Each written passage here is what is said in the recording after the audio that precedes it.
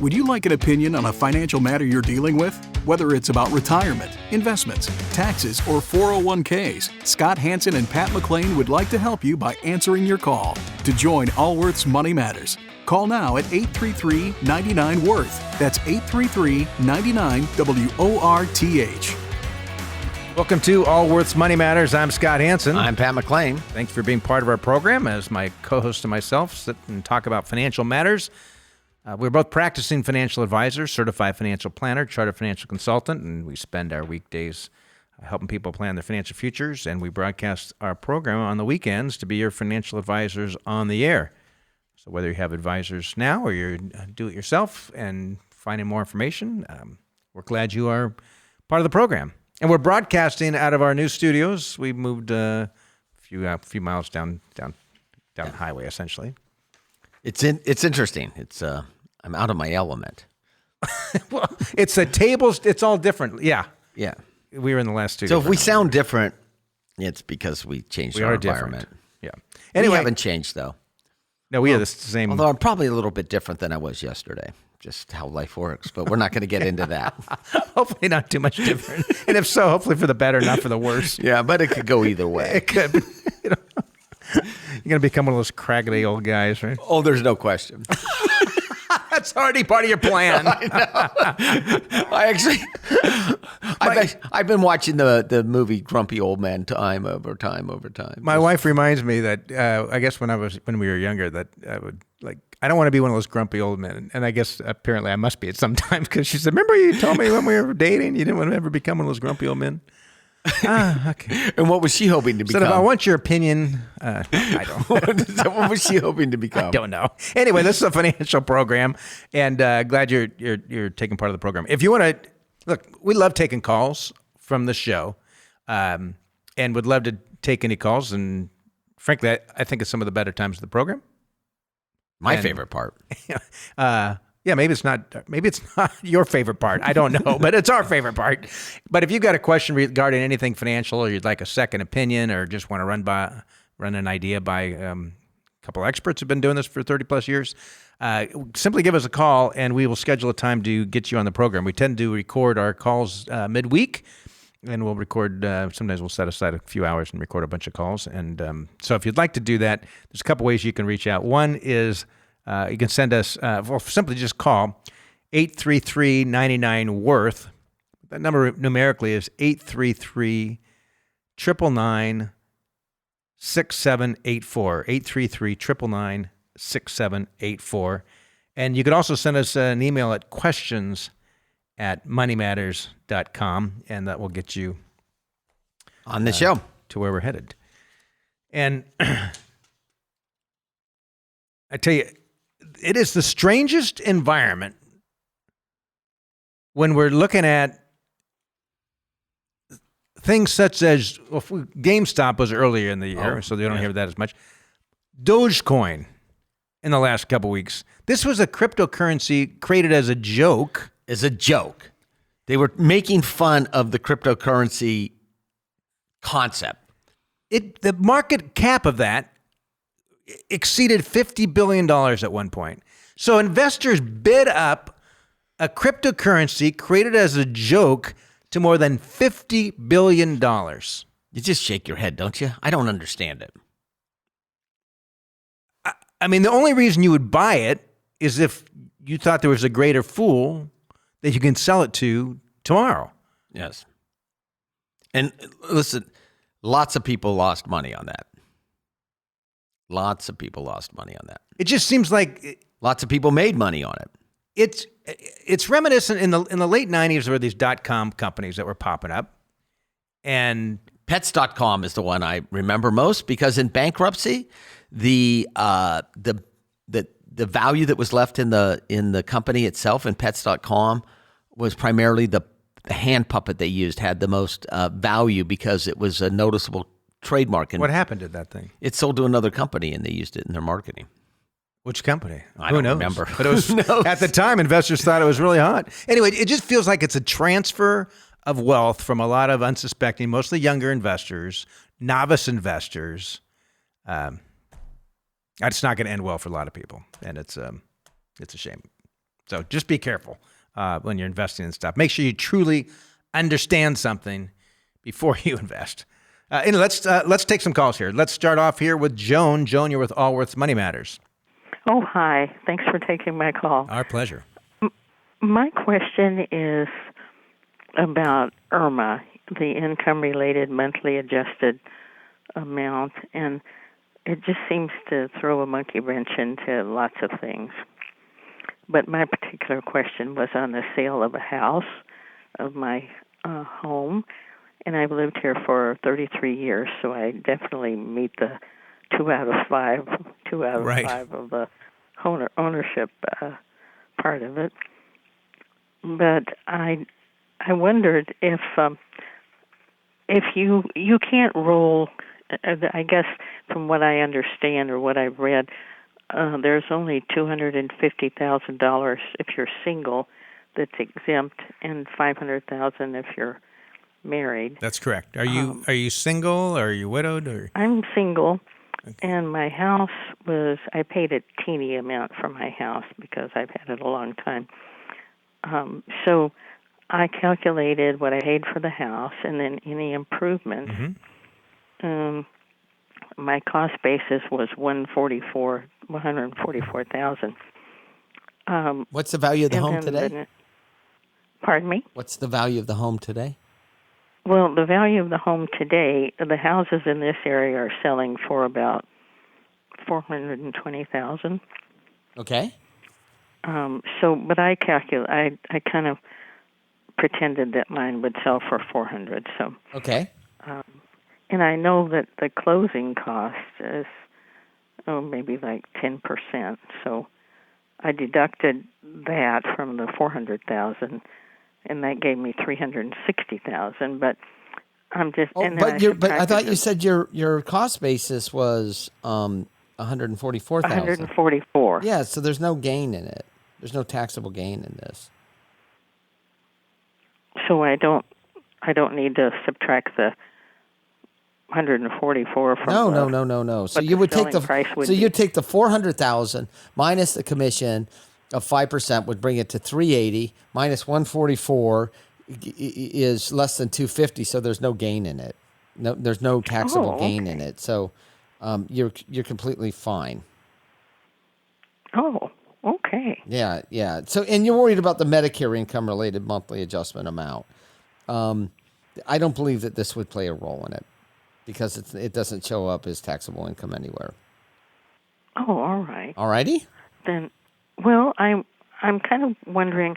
I have some stock that I've sold, and I think that that's probably more affected by it than the house. Oh, most certainly. So I was very comfortable with what you said until you just told me you sold stock. How much gain did you recognize in the stock? It was. Well, a big amount, because the stock is a stock that I've had for a long, long time, and it's split many, many times. And I'm just wondering. Did you need the money? I didn't really need it, but I kind of wanted to get more into. Maybe not having as much money in stocks, because that's where most of my money is, in stocks. And I wanted to perhaps, I really enjoy your show so much. Oh, thank you. And I would love to become a client of Hanson McLean. But we appreciate. I know in order to do that, you don't do stocks. So. We do stocks. We do stocks. Especially in concentrated positions like yourself. So we manage through that. Sometimes we recommend sell. Sometimes we don't. Sometimes we hold. But we have. I would guess we have hundreds of millions of stocks, individual stock portfolios. Yes. So in your situation, do you have money in IRAs or outside IRAs in cash? I have a teeny. I have a teeny bit of money in IRAs, but Most of my stuff is in stocks. Okay. And I know that's not a good thing. No. All your eggs in one basket. Oh, no. I don't think that that's necessarily bad as long as it's appropriate. So, if you look at equity investment, stocks versus bonds versus cash, it's easy for us to get in a thing to say, oh, if you're over the age of 70, you should have X. It's all based on the personality of the person that owns it. And the income needs from their portfolio. That's right, and what you're trying to achieve. So in terms of the sale of the house, you're fine. It's primary residence. In terms of the sale of the stock, I wouldn't do anything else until I spent some time with a qualified advisor, making sure that was the appropriate thing to do. And very well may have been. We just would have gone into it with our eyes wide open about what the gain would and how it was going to affect your Medicare benefits. And that's the only difference. Yeah, and if you want, just call our firm anytime, and you can schedule a phone appointment with an advisor or a Zoom meeting, and they'd love to sit down with you. Oh, that would be wonderful. Yeah, and it's easy. I assume you have access to a computer. They will just email you a Zoom link, and you'll go on and talk to an advisor. Oh, that would be wonderful. So would I just ask for the tax? Oh, just ask for an advisor. So just call our number and say you want to schedule an appointment with one of our advisors, and then they'll ask where you live, and we'll try to get someone local. If not, we'll just do it remotely. But it's easy. We do it. We've been operating this way for a year, all remote. Oh, okay. So it's better to have a financial planner for that, perhaps, than for that particular. Oh, absolutely, because then they're going to involve the tax people. What happens is you go with a goal in mind of what you're trying to achieve, and then you look at the tax ramifications of the decision after. So we'll have someone reach out to you, Joan, and schedule an appointment. Yeah, so just hold here for a moment. Just hold for a second. Yeah. Thanks for being a long-term listener to the program as well. And by the way, I love the fact that Joan had called us Hanson McLean, because we were name of that firm for 25 years or so, and we rebranded to Allworth about 2 years ago. Yeah, which, and when we do this show, we talk in generalities, but everyone's financial situation is specific to them. That's correct. So Joan thought we were opposed to stocks. If you have stocks in a portfolio, I'm just opposed to most people buying individual stocks, because then I don't think it's gonna be good for them. I think they'd be better off buying an index fund. But if you own something you've owned for 20 or 30 years, well, it might not make any sense to sell it. Absolutely. That's just like we have clients who have front-loaded mutual funds in their portfolios. Not because we've sold them to them. They had them for years. They bought them years ago from somewhere. And the cost basis is so low relative to the value, it would make no sense to sell them today. It would hurt them, so obviously. Yeah, particularly if they're getting older and there's the potential for a step up in basis. Under current tax law. Yeah, well, that's all. Isn't that funny? I preface that now more than ever under current tax law. Oh, it's already been discussed. That's an easy one. Yeah, it's easy. Particularly over a certain limit. Step up in basis, easy. Like if your net worth's more than whatever. Yeah, or anyone. It's kind of a crazy.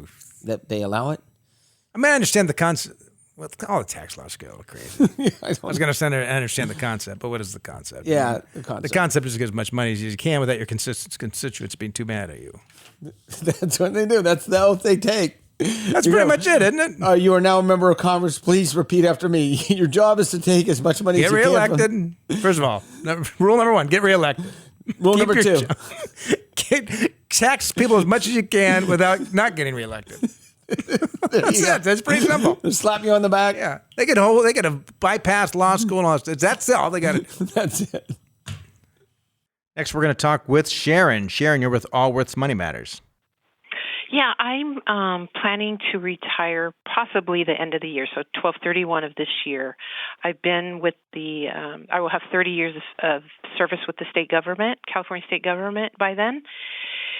And so I've been contributing to Savings Plus, which is our employer-sponsored deferred comp 401k, 457B program that they have. Mm-hmm. Most of my contributions, about 90%, are in pre-tax account, 10% in the Roth a Roth IRA, 401k for both.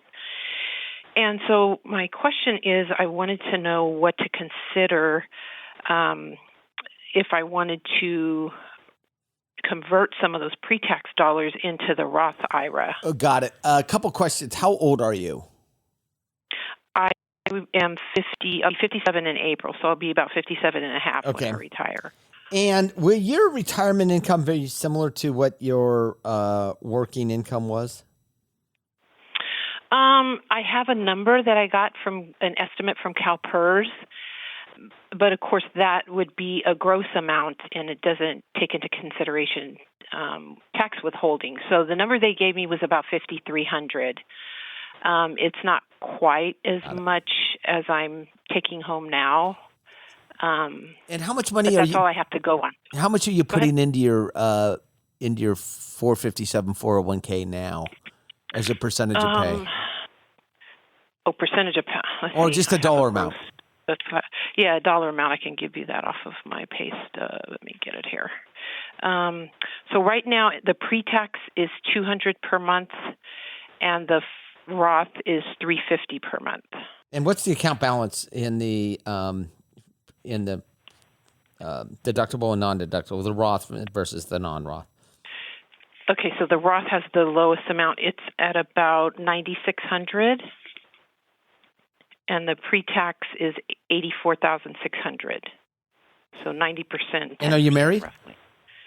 I am. And what's your family income? Almost 34 years. Well, congrats, all in a row. Thank you. Family income. So, I'm sorry. Were they all in a row? All 34 years of marriage in a row? All 34 in a row, yes. She didn't say 34 happy years of marriage in a row. She's like, how long have I been married? I've been married 26 happily years out of 34.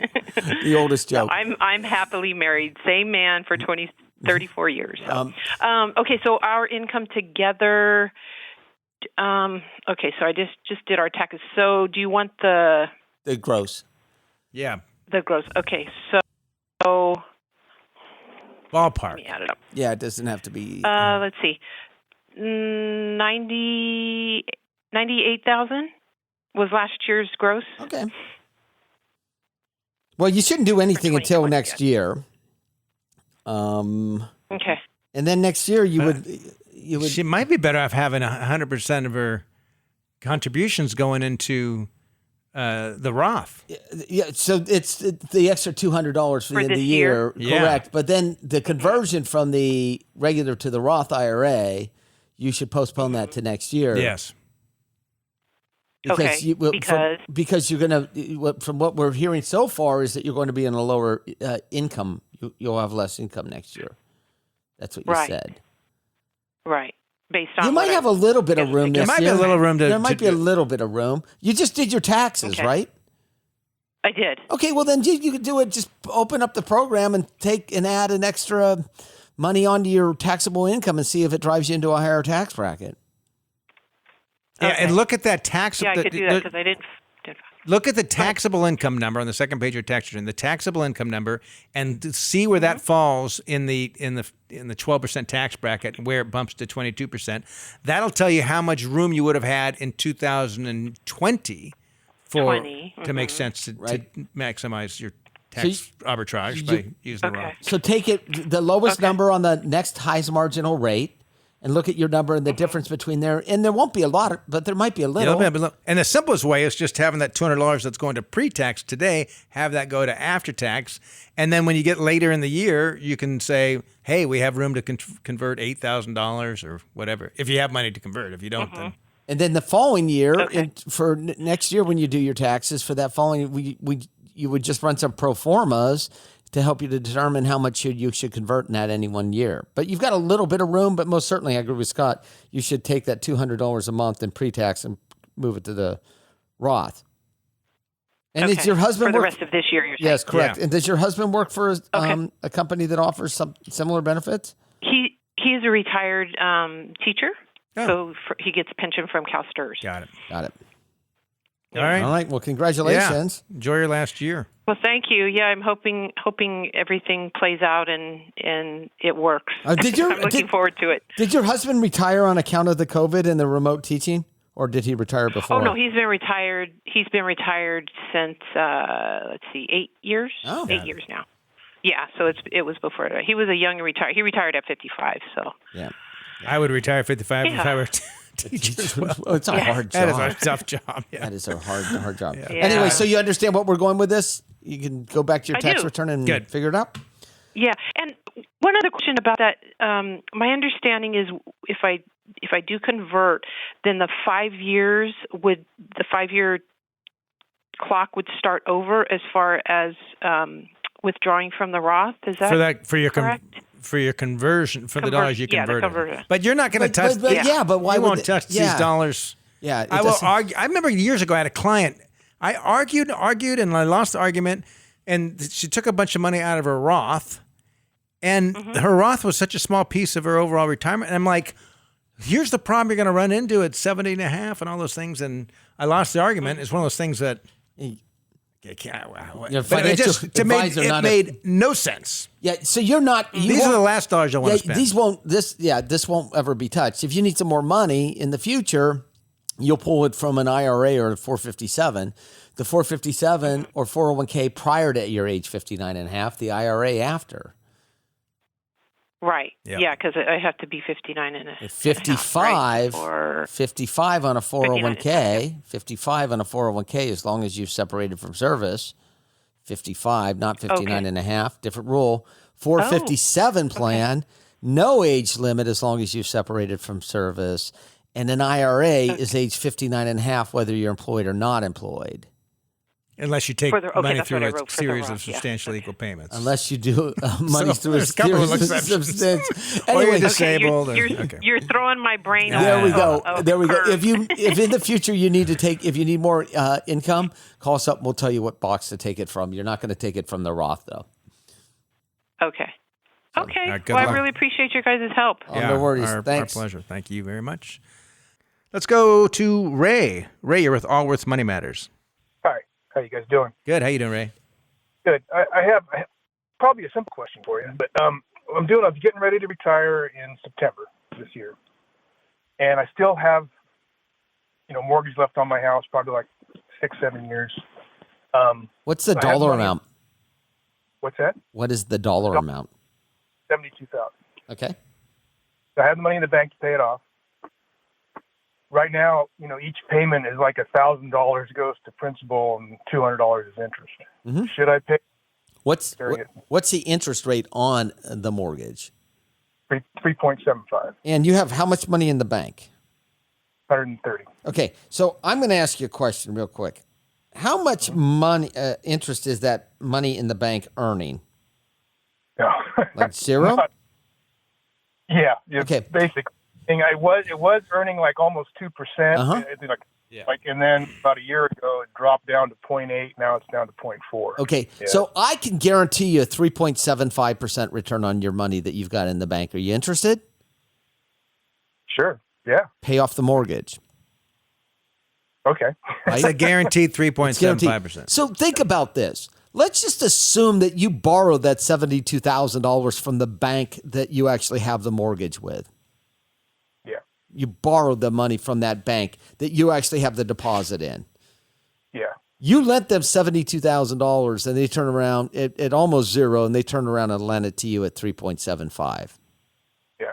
If you were earning 5% on your deposit, then say no rush to pay it off. Further, when you go to retire, there's $1,000 a month, actually $1,200 a month that you're paying right now that you're not. That's $1,200 less that you need coming in. Yeah, right? Exactly. Money not going out in retirement is exactly the same as money coming in. And then the argument, well, I need the tax deduction. Well, my guess is that you might be on a standard deduction at this point in time. Even so, it doesn't make sense. It doesn't make sense. If you want a tax deduction, get the highest interest rate possible. That's a good point. I mean, it's not even in interest last year anyway. Yep, that's correct. That's correct. Yeah. That's correct. Any other questions for us?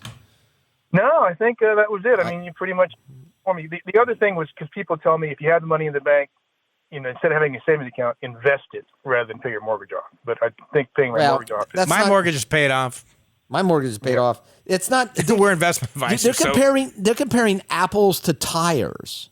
But I mean, there's a prominent financial advisor that is a big proponent of people having large mortgages in retirement. And for the life of me, I don't understand how he comes to that advice. But you're comparing money in the bank to investing. So if that were the case, you should borrow as much money as you on your home, but they're not the same. The risks aren't equivalent. Not even. That's if things don't work out, no one's going to pay your mortgage payment for you. Yeah, that's to assume that everyone is 100% rational investor with absolutely no emotion involved in their investments whatsoever, and that they can not worry about things 15, 20, 30 years in the future. I have yet to meet that person, including myself. That's right. All righty? Yeah. All right. All right. Congratulations on the retirement. Wish you well, Ray. Thank you very much. Thank you. Right. We're going to take a quick break. Stick around for more Allworth's Money Matters.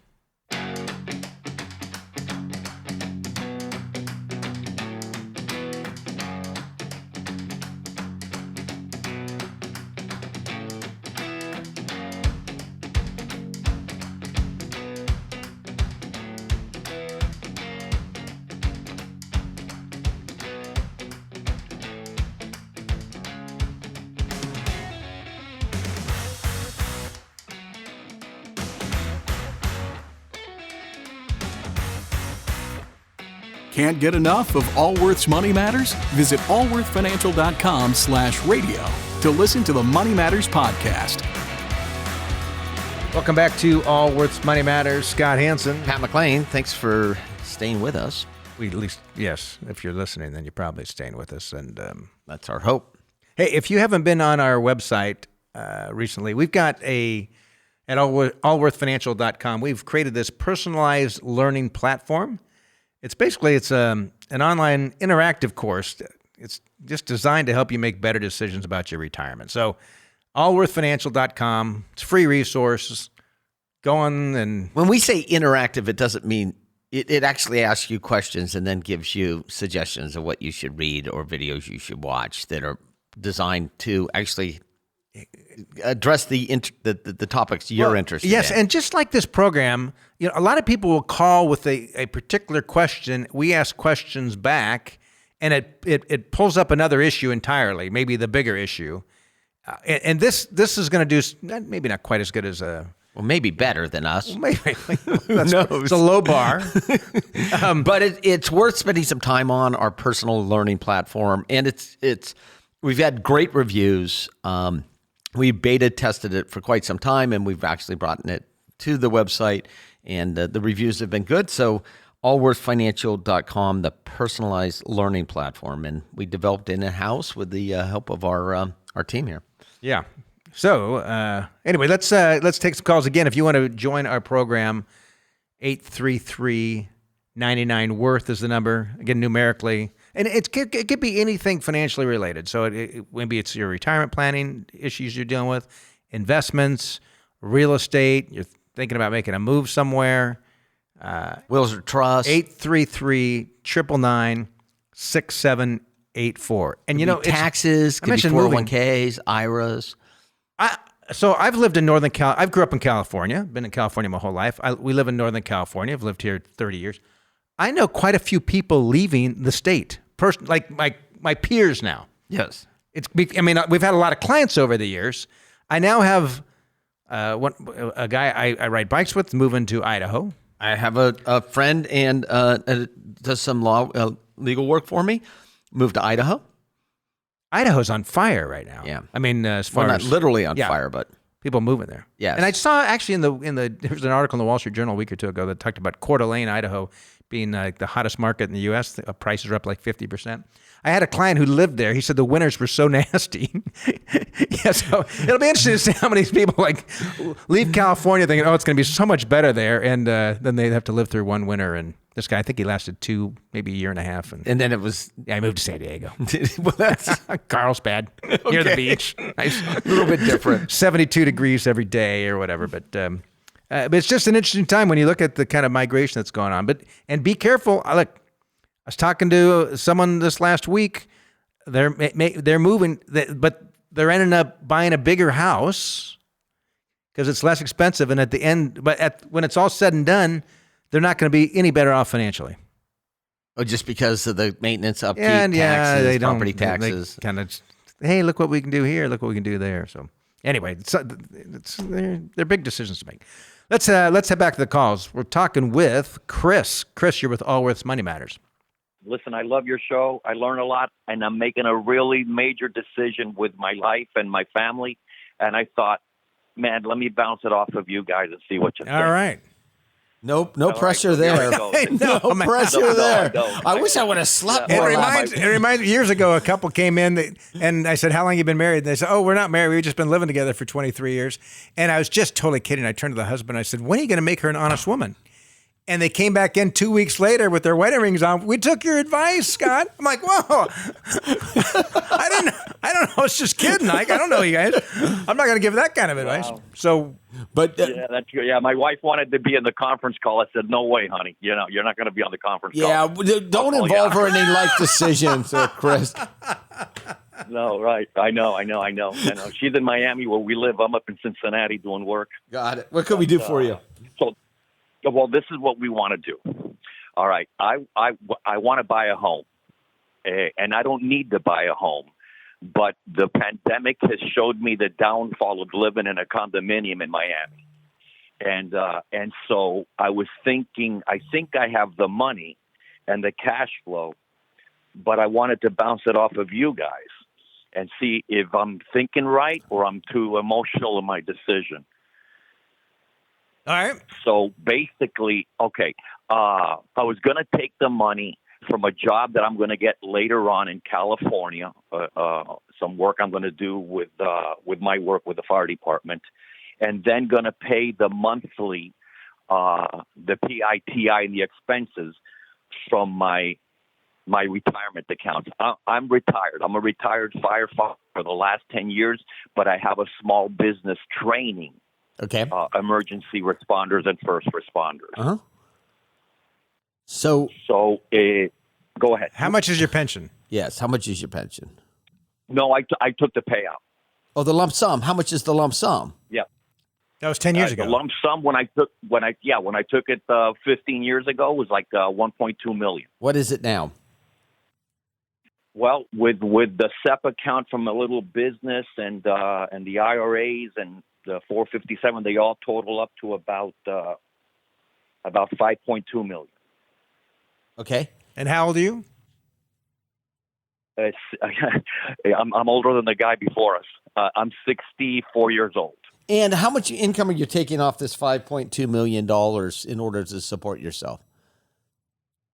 Nothing, because I have rental real estate. That almost equals the amount of my monthly expenses are about. Okay. And how much does a single family residence cost you? I'm looking at an area where, Miami, where I'm looking, it's expensive. It's about $1 million. And would you sell your condo or would you convert it to a rental? No, I would keep the condo because that's where we want to retire. And I'm glad you said that because we're just going to keep the house. My plans are, everything subject to change would be for 10 years. And then go back to a condo because it's an easier living when I'm, in my 70s. Got it. Listen, I really like you. Tell me the net. I assume you owe no one in the world money. Is that correct? Yeah, my rental real estates are paid off. And what's I have them, in Florida and in Montana, and my apartment's paid off. Yeah. And what's the value of all that? Kind of net worth if I add it all up. Yeah. About 8.5, 8.6. All right, million. go ahead. Buy away. Enjoy. Yeah. Even. Yeah. You know what? Here's the problem. Here's what's hard, Chris. You have this much money because you've always lived below your means. Yes. Right? My guess is your condo in Miami is not in the fanciest tower nor at the top. No. It's on the water, but no, right. It's a smaller, 1,400 square foot with a, it's not the penthouse. Right. But you could buy the penthouse if you wanted. But you don't. I drive my car's 10 years old. Yes. Right. Yep. That's why you have these dollars, right? So sometimes it's hard because $1 million, like, that's a lot of money, right? It is a lot of money. Still a lot of money. And you think, You remember back in days how hard you worked and how much you made a year, and even at the job you've got now, like how much you made, like that is a lot of money. But on the other part, it's like you now have $8 million net worth. It's not like you're talking about spending it on something frivolous. You're investing in a house, and my guess $1 million for a house in Miami is probably not. It's not the Scarface mansion. And we're not actually talking about the full $1 million. We're talking about the delta between the value of the condominium and the house itself, because you're going to turn that into an investment. You're going to turn that into an investment. How much is the condo worth? $700. See, you got nothing. $300,000 is getting easier and easier. This is getting easy. Yeah, and I was going to pay the down payment, which is 20%, the $200,000 from selling one of my rental real estate. Great. Perfect. Good. I like Beautiful. it. You do it. Enjoy it. Enjoy it. Start taking money out of that IRA if you need to make the payments to spend it a little, if you're not making enough. I'll give you my cell number. If your wife has any questions, she can call me. I'll tell her it's a go. Yeah. Yeah, you can become the marriage counselor. Oh, yeah, that'll work out perfect. I need marriage counselor. Yeah, it's just, a lot of my buddies in the service, they've been, they pass away, man. And I sit there and I said, man, I don't really want to die with all this money. Let's enjoy it. And I'm buying the house because we have grandkids now, and it's difficult. Now's the time. You saved, you worked hard, seriously. And you worked hard to save these dollars. Yeah, this was not, you've made lots of sacrifices over the years for these dollars. And you don't need You were a firefighter. You don't have to justify or apologize to anyone for your success. Just buy the house, enjoy it. Next 10 years, hopefully you get to spend the whole amount of time there. Hopefully you get to go back to the condo and get to spend another 10 or 20 years there. But you never know. And you got plenty of money. If you've achieved the objective, enjoy it. And I like the way you're doing it. Yep. And totally how you're financing it. And then I can pay for the expenses of the house from taking out like 2 to 3% from my tax deferred account. That's exactly what I just said. So that's what it's for. Start taking money out of that IRA. You save for the future. The future's here. Yeah, you're gonna. Great idea. By the way, you should worry more than anything about required minimum distributions on that IRA at age 72. I wouldn't say worry more than anything. Well, more than anything. I'd be highly concerned about my required minimum distributions on that IRA at 72. So I might want to address that earlier rather than later. But he is in Florida as primary residence. There's still federal taxes. They're not its own nation. Not yet. Not yet. All right, appreciate the call. So then instead of converting to a Roth, just use it to enjoy the home with my family. Yes. And maybe even a little bit more. And maybe even a little more. All right, listen. I love you guys. You told me exactly what I want to hear. Thank you, Chris. It doesn't sound like you're from Miami originally, by the way. Yeah. Oh, no, I was born. No, man, I'm an immigrant. I came here from Cuba. Did you really? Yeah. Good for you. Good for you. God bless you. My father was in the Bay of Pigs. How old were you when you came to the United States? Under 2 years old. Good under for 2 you. years old, because my father fought in World War II, and then after the Bay of Pigs, the government let us in because he fought with the Merchant Marine, the United States. But yeah, we fled communism, man. Wow. Yeah. You probably have a different perspective than others with knowing the trajectory your life could have easily taken. Yeah. As opposed to, I was born in the United States, and I feel extremely blessed. I love this country. I'm so grateful. I could have been born in Cuba. And you may have a scarcity gene that causes you to save like you do. And what we're trying to do is say it's okay to actually start enjoying it now, spending a little bit more. Yeah. And he's only talking about $300,000. The difference is $300,000. I know, it was little. Yeah. It was little. Yeah. All right, Listen, I bleed gratitude for this country. Yeah. Well, me too. Thank you. Yeah. Thanks a lot. All right. Hey, thanks, Chris. Appreciate it. Next, let's go to Billy. Billy, you're with Allworth's Money Matters. Yeah, hi, Scott and Pat. How are you guys doing? Wonderful. How are you doing, Billy? I'm doing well, thank you. Pat, I got kind of a sort of basic question. Are you on a speakerphone? Yeah, let me take you off. Yeah, please, thanks. All right, is that better? Yeah, you sounded a little bit like the Wizard of Oz there for a minute. Who's behind the I'll curtain? take that as a compliment. That's good. So I'm a green investor. I'm 24 years old, and I'm sort of at a crossroads right now. I'm trying to basically bit percentage allocation between Roth and traditional 401ks. My employer luckily offers both. And right now I'm in the 22% marginal tax bracket. But if I contribute about 10% to my traditional 401k in addition to my HSA, in addition to the standard deduction, that'll throw me down into the 12% effective tax rate. And then I just sort of elect the rest to go into my Roth 401k. In combination, my Roth IRA, I max out every year. And I'm wondering if that's too much Roth. Would you like to sit in this chair, Billy? I know, you're 24. Get behind the microphone because it sounds perfect. Did you go to college? I did, yeah. What'd you study? Pre-med. Oh, pre-med. And so this is a great, and the reason we asked that question is, what are the expectations for your income going forward versus today? So that's another thing. So what's it called? So I expect my income to continue to grow. I don't see myself capping out. I think I can reach maybe 300-400K. I'm hopeful, but I do expect it to increase significantly in the next 10, 20 years. And I'm wondering, because I know once my income grows, I'll switch over to traditional because I won't get that much of a benefit with a Roth, especially with Tax Cuts and Jobs Act. I did the Roth. Our tax rate is so low right now, historically, and then it's going to go up. What state do you live in? Sort of in Arizona. I just do all the whole Roth. I do it all Roth. You know why? Because you're betting on yourself by doing the Roth. Not only that, you're betting. That's right. They talk about the tax savings, but it's not like I've seen anyone that I say, oh, what's this other account earmarked here? Oh, that's all the tax savings I've got from those pre-tax contributions in my 401k. I put those over in the side account here and invested those in a tax-efficient manner. I've never seen that.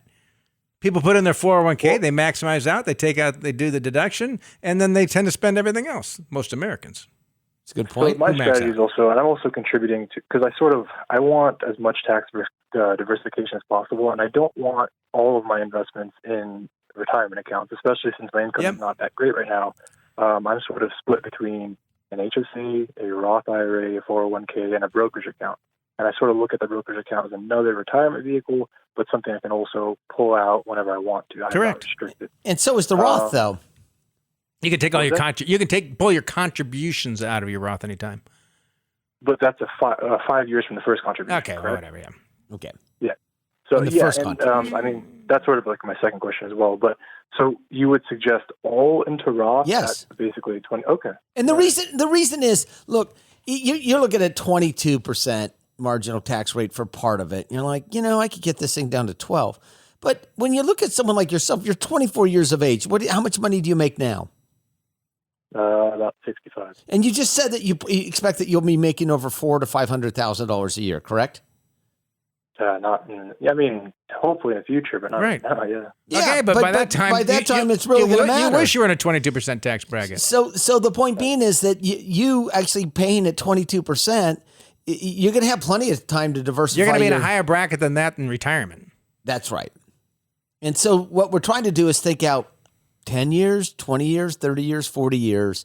And what does Billy look like in 30 years? You're going to have plenty of time in your future, based upon current tax law, to put money into a qualified tax-deductible plan where you're not going to have that much opportunity to do a Roth in the future. And due to particularly relative to your income. Yeah, relative to your income, you're 24 years of age, you're smart as heck. Yeah, use the Roth. Yeah, use the Roth for all of it.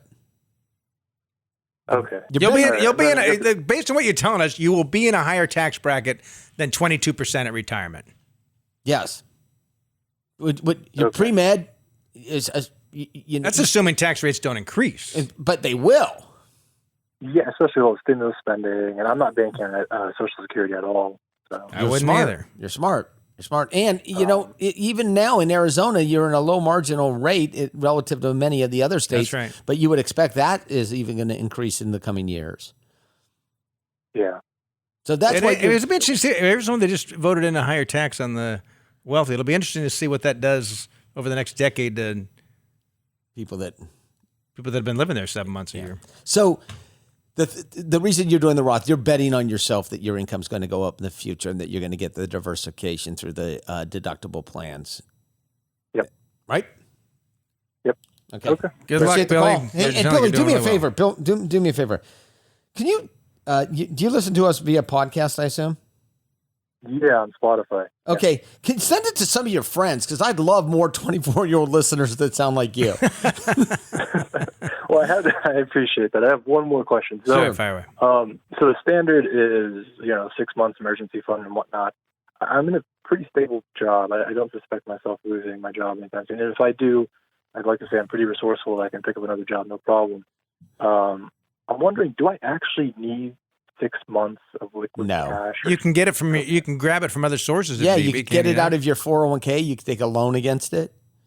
Your 401k. Yeah, because I also have my brokerage. And by the way, the advice that we're given to you would not be the same that we would give to the average person, based on what you've told us already. Yeah, you don't even have to sell your stuff in your brokerage account, your holdings. You could take a margin against it if you didn't want to liquidate. And then you could decide to liquidate at some point in time if you weren't able to cover the margin. So you have 6 months in cash. You just don't have it in the conventional sense. Yeah, I mean, I just look at my cash sitting. I'm like, interest rates are all-time low right now. And Yep. We have rising yields right now, and I want a correction to happen so I can buy more. But I don't know right now. So you should hope for a really long bear market, like a 20-year grind one down. Scott, don't even talk like that. As your career grows, you're making a bunch of money. You can start investing and buying stuff when it's cheap. So you have 6 months. If you poked around, I could find you 6 months of income in less than 5 minutes. If I poked around your portfolio, your 401k, you get your Roth contributions. You can do a margin account. You can liquidate. You got all of that. So appreciate the call. Yeah, good luck to you, Billy, as a young man and all that stuff. And we're talking with Nayeli. Nayeli, you're with Allworth Money Matters. I recently, I want some help kind of allocating my 401k. I am 26 years old, about to turn 27 next week. And I recently made a jump in salary. So I recently doubled my salary. Wow. So I kind of wanted to know, where should I kind of go from here? I do have the choice to basically choose the investments where I want my 401k to be contributed into. So I was wondering, how aggressive should I be with this and kind of more along those lines. And what is your salary now at this increased level? Yeah, it's about $120,000. And you're 26? Good for you. And where do you live? Salinas, California. California. Do you work in the Silicon Valley? So that's where my job is located. So I will be going back there at some point when COVID is over. But for now, I live in a very small town, about an hour and a half south. Yeah, it's Steinbeck country. Yeah. That's where all the lettuce is grown, is it not? Yeah. Yeah, it is. What's your question for us? She wants to know how to allocate the 401k. You want to allocate it as aggressively as you possibly can. 100% stocks. And you want the highest contribution you could put into it as well. And then after you do that, you want to put money into would you still qualify for a Roth IRA? Yeah. No. You would do a backdoor Roth, which is you'd make a non-deductible IRA contribution, then convert it to a Roth IRA on an annual Google basis. that, backdoor Roth IRA. So Google that. We assume that you know how the Google machine works. I do. So I also do have I also have the option to do a split through my company. So with 401k and a Roth. So I was also wondering about that. And you're living in it. You do not own a home. Is that correct? I do not. Do you have any money saved up out? You just had a huge lifestyle. I mean, your pay puts you in a completely different trajectory than you were. Yeah, a couple months ago. Yeah. How much money do you have saved outside? About $11,000. I'd go 50-50. Pre, 50 after, 100% stock, as aggressive as you can, 70% US, 30% international. You can the 401k plan you have has some modeling software, I assume, that you can use in order to get there, but you want to go 100% stock, and then you want to make you want to do it for this year. You want to make a non-deductible But if she maxes out her 401k, it's about 20 grand a year. How much is the 401k you can put in? 19 grand or something like that? Yeah. Yeah, 19,500. Yeah, so she's putting that much. Like, how much do you? I mean, that's probably enough saving for retirement. I would put the rest, save some, try to increase your cash savings. And forget about the Roth and IRA for now? She's going to do half Roth in her 401k. Oh, got it. And then start saving some money on the side. Yeah. Yeah. She's 26. Okay. Yeah. My daughter, her financial goals, not in 401k. Toyota 4Runner. But isn't it a strange world? So I have some nephews and nieces that work in tech in the San Francisco Bay Area in Seattle. And just a strange world in the last 12 months where they just all kind of up and scattered away into these small towns because they can. Yeah, that's kind of what's happening right now. It's just a strange, one was telling me how they were renting a house, a 5-bedroom house outside of San Diego at like $8,000 a month, which was still $500. 5 of them? Yeah, 5 of them with a big swimming pool and. Can you imagine them moving next door? Right. A bunch of 25-year-old programmers and salespeople, and it was still less than living in the city or Silicon Valley. Just an amazing thing that's taken place. So anyway, congratulations. You should be proud of yourself. Thank you. I do have one last question. Sure. In terms of the contributions for my 401k, I have a couple options here that I'm looking at, like one of them being Vanguard Total Stock, Vanguard 500. I'm looking at all these options. Are there, I guess, any recommendations that you would have?